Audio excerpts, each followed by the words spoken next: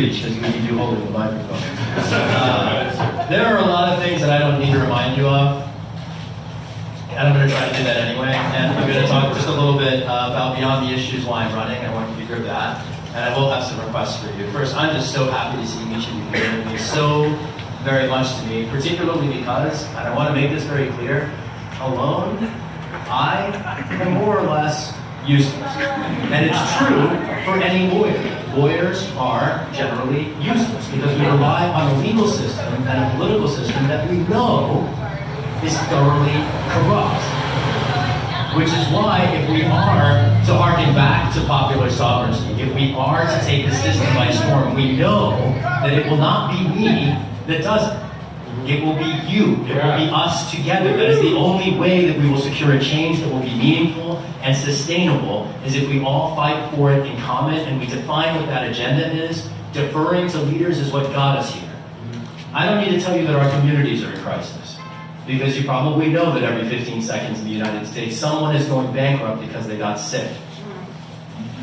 The leading cause of homelessness are medical costs. How barbaric is it that in the country that is supposedly the richest in the world, there are people without shelter because they got sick?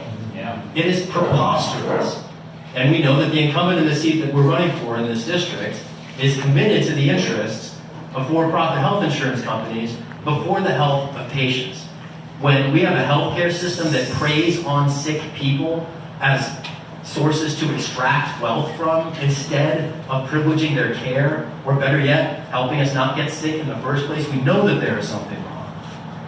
I don't need to tell you that our city is in crisis. Does anybody here find the housing costs of living in the Bay Area somewhat untenable? Raise your hand if you do. And now look around the room. Keep them up. You see how many hands are up? That's why we're going to win this election. Because in this city, in this entire area, even highly compensated people are precarious. And everyone knows we have a local housing crisis here in the Bay Area. You might not realize that it stretches across our state and in fact across our country. In every major urban center in the country, there is a housing crisis. And few trace those local crises to their federal root. We used to invest billions of dollars a year from your tax dollars through the federal government into affordable block grants through HUD, the Agency for Housing and Urban Development, which would pass those grants to state and regional governments to incentivize property developers to build affordable housing. The budget for those programs has fallen on the order of 80% during Nancy Pelosi's tenure in Washington. If you're struggling with your housing costs, you might need me to remind you why. One of the ingredients in this unfortunately noxious soup. You probably don't need me to remind you that our country is in crisis with 2.5 million people languishing in prison, right? We have theoretical commitments to be free, for instance, from unreasonable searches and seizures, theoretical commitments to free speech and the right to organize, while animal rights activists around the country are imprisoned as accused and convicted terrorists. And they went to prison long before the Bush administration. Another thing people often don't grip, we have a constitutional crisis in our country that is a generation deep. Even longer, frankly, because it's never been the case that people of color in this country have enjoyed full rights. Tell that to Emmett Till, right?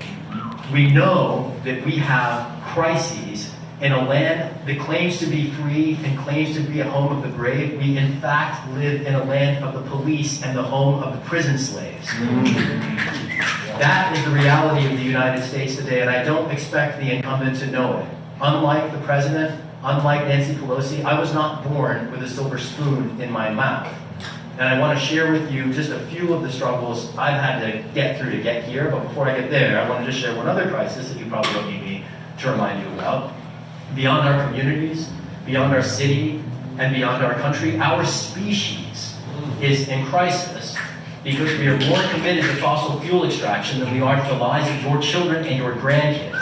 And I want to be clear, climate change is not just a threat to future generations.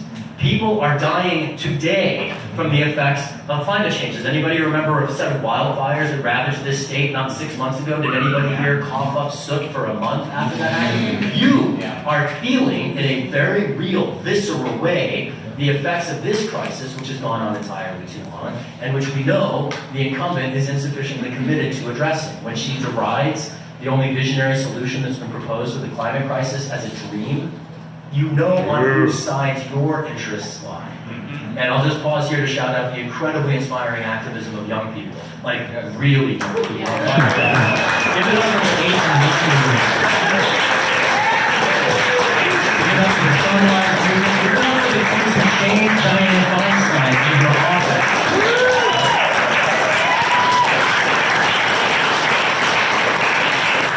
Those are the leaders that I am following. And those are the leaders that I invite all of us to follow. A couple things that it might help to remind you about. I don't think I need to remind people that Nancy Pelosi is herself a person of enormous privilege, who was born into a political family and cultivated something of a political dynasty that we are challenging. I'm an immigrant to the United States. My family moved twice around the world to be free. We fled religious persecution in South Asia, and we fled racial discrimination in England. I grew up in rural Missouri in a part of the country that no one would consider a bastion, frankly, of much. There wasn't a lot of anything. I mean, there were 300 people and we didn't have stoplights, right? So like that's the town I grew up in. And just getting out, frankly, was the first of my challenges. When my family lost our house when I was 16, just as I was graduating from college, and went off to Chicago to start college at the University of Chicago with frankly, nothing in my pocket. That was another opportunity for me to learn that the inequality I'd witnessed as part of a faith congregation that included very wealthy doctors and very poor folks on the north side of St. Louis, what was for me before just an observation became a very inescapable experience when I couldn't go to college. And the way I got my undergrad degree was at night. I went to night school while I worked for a series of, you're gonna love this, financial institutions, investment banks of all godforsaken things. For 6 years, I went to night school in Chicago. That's how I got my undergrad degree. I wrote a thesis at the end of it that got me a little attention. It became the subject of my first law review article. It addresses how to effectuate radical wealth redistribution within the confines of the market economy.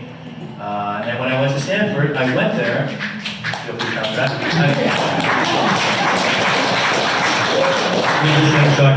So I went to Stanford initially because I wanted to study antitrust law. Having worked for banks, I saw the way that particularly big businesses dictate social outcomes and social policy. So my goal in law school was to bust big corporations.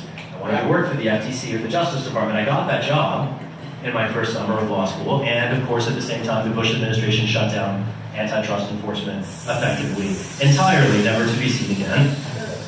And I will just note, if you're concerned about the influence of some companies whose products might feel like leashes around your neck, antitrust law is among the levers that we can pull to restrain their avarice and restore your opportunity to enter agency. And these are not issues you're going to hear about from the incumbent, of course. She's a shareholder. Indeed. I think you tweeted about that today, did you not? Yes, you did.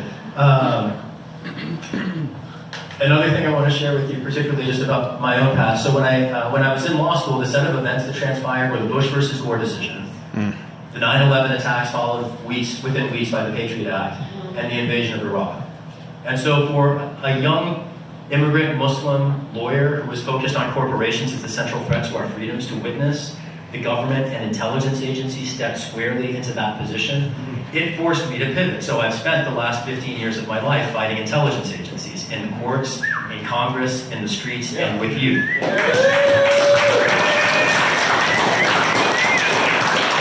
And that's why we're running this race, right? Jason, can I out you? Yeah. Yeah, I mean, the discrete reason I'm running for this race is that I said in an excited moment that watching Nancy Pelosi vote against proposed surveillance reforms made me want to quit my job and run against her.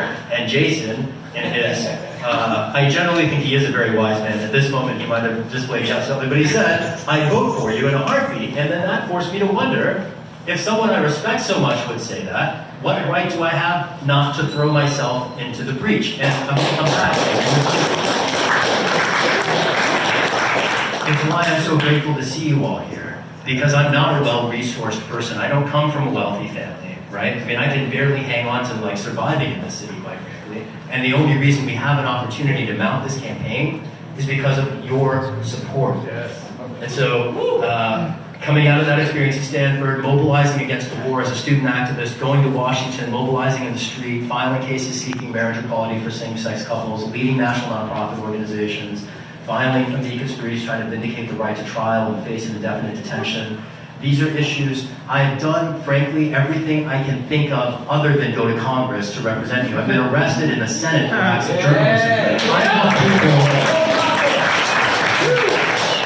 Imagine what it's going to be like when people actually have to answer the questions that we ask. That is the day that I am looking forward to. You don't need me to remind you that we are in crises, but you might need me to remind you that we don't have to settle for these crises. We have overcome worse threats than this before, right? We've gotten through an era as a species of confronting, and we still are, frankly, on the brink of nuclear annihilation. But in the 60s and 70s, that threat was way more sharp than it is today.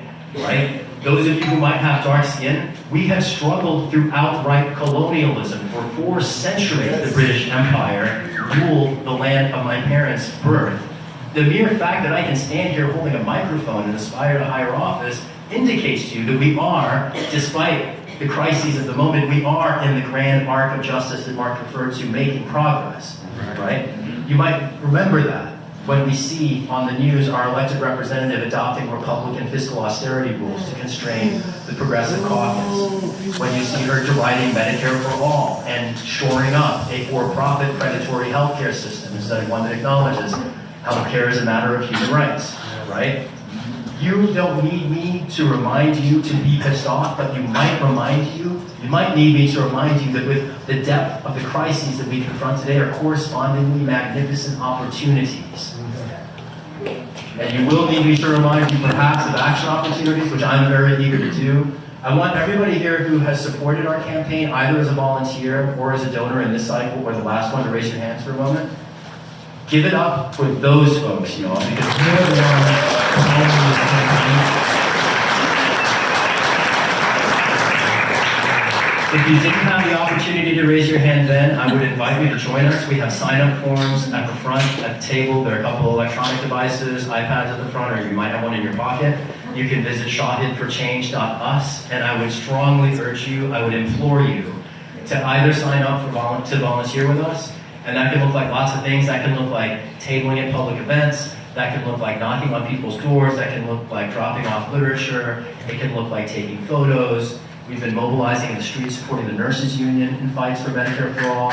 We've been mobilizing with the young people on security. We need your support to project that voice across this entire city over the next year. Another of the crucial ways I'm going to invite everyone to support us in a volunteer capacity is simply to introduce me and our team to everyone you know. If you have a space that you're inclined to host, great. If you don't, we will find somebody for you to partner with. But please, please help us help you. I'll be putting in every ounce of energy I have for the next 2 years to capture this seat. I'm not going to ask of that from you, but whatever you can spare by way of time or resources, we will put to the best use possible. Last thing I will say, to whatever extent we are ultimately unable to secure the 12th district seat, you all know that there is an opportunity to force incumbents to heed a popular consensus when they feel electorally threatened. Yes? It's one thing when you do that with a random member of Congress, because you might get a vote out of 435 people, but remember who we are challenging here. If we even just scare the establishment, we have one of the longest levers available in the country to secure not just another vote in Congress, y'all. We can get a Green New Deal or Medicare for all through this race by forcing the Speaker of the House to finally show us the work.